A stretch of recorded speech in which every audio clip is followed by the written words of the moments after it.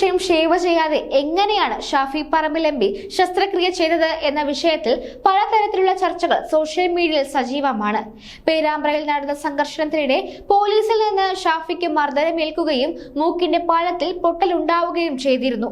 തുടർന്ന് ഷാഫിക്ക് ശസ്ത്രക്രിയ നടത്തി എന്ന വാർത്തകൾ പുറത്തു വന്നപ്പോഴാണ് താടിയും മീശയും ഷേവ് ചെയ്യാതെ എങ്ങനെയാണ് ശസ്ത്രക്രിയ നടത്തിയത് എന്നും വ്യാജ അവകാശവാദമാണ് നടത്തുന്നതെന്നുമുള്ള തരത്തിൽ സോഷ്യൽ മീഡിയയിൽ പ്രതിവാദമുയർന്നത്. അതിനിടയിൽ ഇതുമായി ബന്ധപ്പെട്ട നടിയായ സജിത മഠത്തിലും പ്രതികരണം നടത്തി. വർഷങ്ങൾക്ക് മുൻപ് ബ്രെയിൻ ട്യൂമർ ഓപ്പറേഷന് ശേഷം വീട്ടിലെത്തിയപ്പോൾ എടുത്ത ഫോട്ടോ പങ്കുവെച്ചുകൊണ്ടായിരുന്നു സജിത മഠത്തിന്റെ ഫേസ്ബുക്ക് പോസ്റ്റ്. എന്റെ മുടി ഓപ്പൺ സർജറി ചെയ്ത ഭാഗത്ത് അല്പം മാത്രമേ മുറിച്ചിരുന്നുള്ളൂ.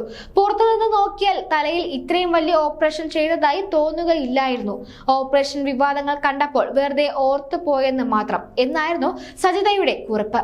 യഥാർത്ഥത്തിൽ ശസ്ത്രക്രിയ നടത്തുമ്പോൾ ശരീരത്തിലെ രോമങ്ങൾ നീക്കം ചെയ്യേണ്ടതുണ്ടോ? എന്താണ് ഇതിന് പിന്നിലെ മെഡിക്കൽ നിയമങ്ങൾ?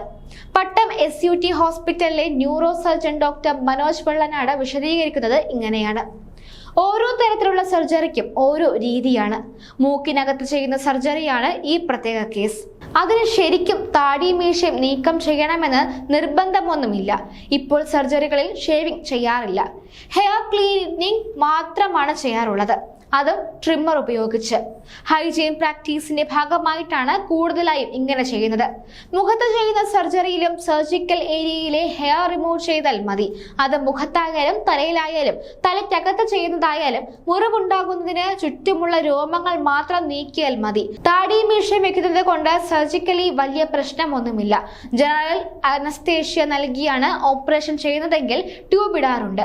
ഈ ട്യൂബ് മുടിയുടെ പുറമെ മാത്രമേ ഫിക്സ് ചെയ്യാൻ സാധിക്കൂ. അങ്ങനെയുള്ളപ്പോൾ ജനറൽ അനസ്തേഷ്യയിൽ താടി ഷേവ് ചെയ്യുന്ന കാര്യം പരിഗണിക്കും. മീശ ഒരാളുടെ ഐഡന്റിറ്റിയുടെയും സൗന്ദര്യ സങ്കല്പങ്ങളുടെയും ഭാഗം കൂടി ആയതുകൊണ്ട് പലപ്പോഴും മീശയെടുക്കാൻ നിർബന്ധിക്കാറില്ല. അങ്ങനെ ചെയ്യുന്നത് കൊണ്ട് പ്രത്യേകിച്ച് പ്രയോജനവുമില്ല.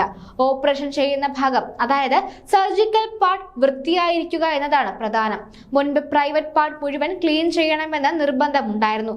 ഇപ്പോൾ അങ്ങനെ നിർബന്ധിക്കാറില്ല. അങ്ങനെ ഷേവിംഗ് ചെയ്യുമ്പോൾ ശരീരത്തിൽ മുറിവുണ്ടാകാനും അണുബാധ ഉണ്ടാകാനും കാരണമാവുകയുള്ളൂ എന്നാണ് ഡോക്ടർ വ്യക്തമാക്കുന്നത്.